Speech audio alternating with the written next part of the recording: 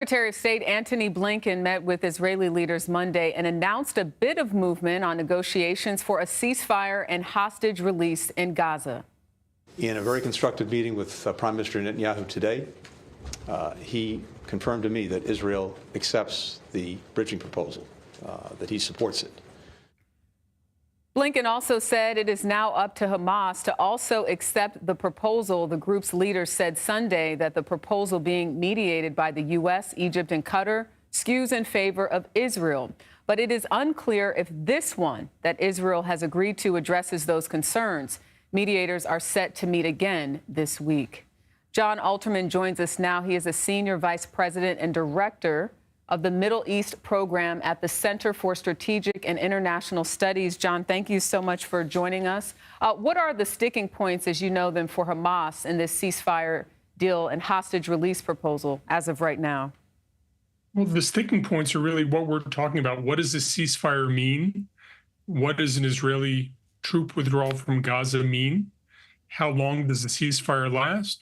Who is released, both in terms of the hostages, but also in terms of Palestinians in Israeli jails? I think there is probably some basic understanding that there's been narrowing over time, but exactly what's in, what's out, what the conditions are, under what conditions Israel can come back in, I think all of that is probably unsettled to both the Palestinians and I would guess to the Israelis a bit as well. What is the significance of Israel retaining a military presence on the Gaza-Egypt border? And, to hear Netanyahu call the talks positive and say it happened in a good atmosphere, what is the likelihood that a ceasefire will actually be the case, seeing as though we've been talking about this for several months now?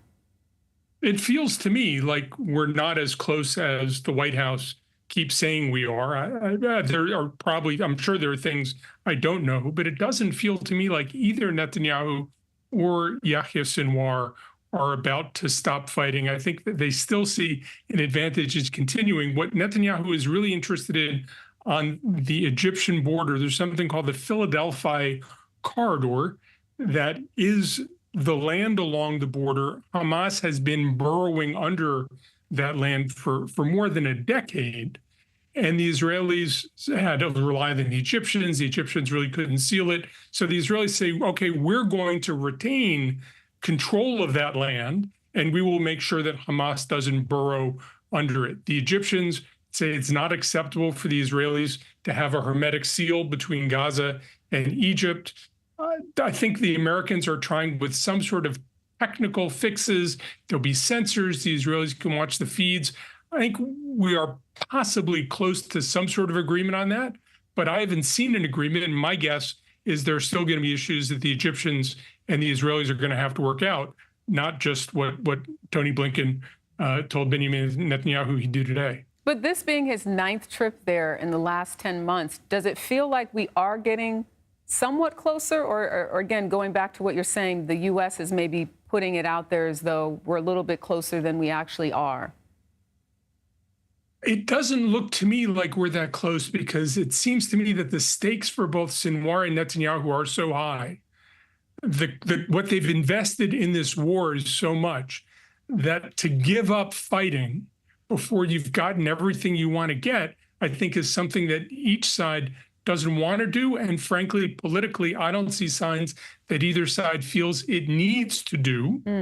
The United States is very interested in preventing a regional war, and having the negotiations might delay it, but I'm not sure we'll get to peace. Yeah, meanwhile, a lot of innocent lives lost and the hostages still waiting to come home, and the families of those hostages waiting for them to come home. Jon Alterman, thank you so much.